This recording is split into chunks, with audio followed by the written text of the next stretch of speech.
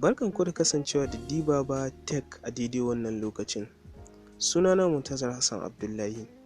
A yau insha Allah tutorial mu zai bayani yadda za ka mai da wayarka kamar kwamfuta. Ma'ana ka dinga amfani da wayarka kamar kana amfani da kwamfuta. Haka ku biyo mu har ƙarshen wannan bidiyon domin ku ga yadda ake yi. Da waɗanda suke sababbin zuwa a wannan channel tawo, ina mai roƙon ku je ku danna alamar subscribing sannan ku danna alamar ƙararrawa saboda bidiyoyina masu muhimmanci ga su dinga wuce ku. Kamar yadda na ce zan nuna muku yadda za ka mai da wayanka kamar kwamfuta. Da fari za ka shiga Play Store ɗinka kamar haka. Bayan ya gama search ya buɗe, sai ka danna search kamar haka. Bayan ka danna sai ka rubuta kwamfuta sai ka sa launcher.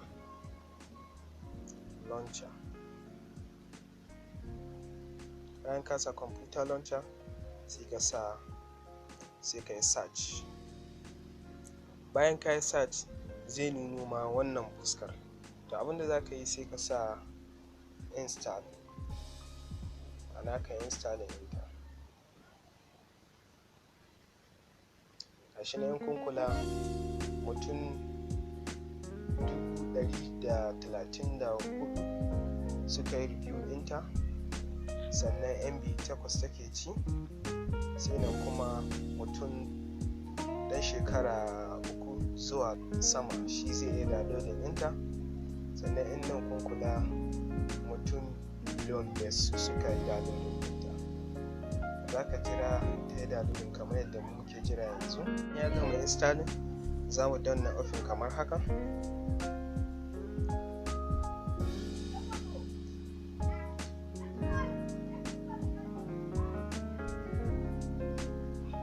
Bayan ka danna ya kama wannan fuska.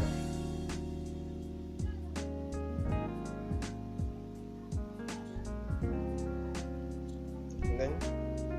Gashi yana min search, yana yin search. In bayan ya gama search, kun gani? Yanzu wayana ya koma kamar kwamfuta. Har ku gani? User ɗin ga? Shiga user mu gani?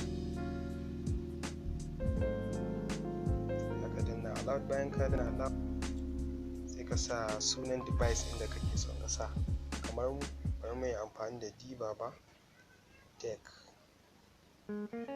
Sai mu sa don. Bayan mun sa don, kun gani ko? Kamar download yanzu. Duk abin da na yi downloading ne kenan. Ga back ɗinta.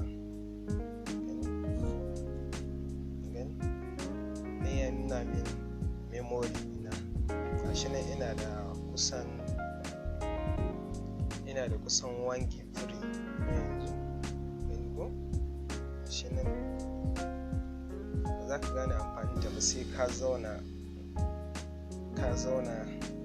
ka fahimce ta da kyau. Kamar yanzu kun ga bidiyo ɗina suna yi.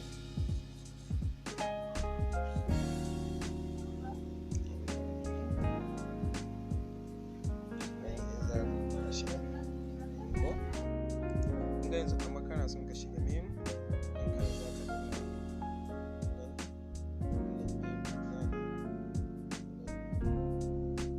yanzu ina son ka shiga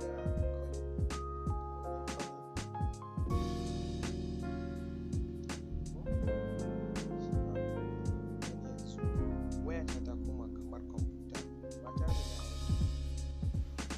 da waɗanda ba su gane ba za su yi magana a comment section da kuma in Allah ya yarda zan amsa musu. Haka na gode da wannan ziyartar channel tawo. Allah ya bar zumunci.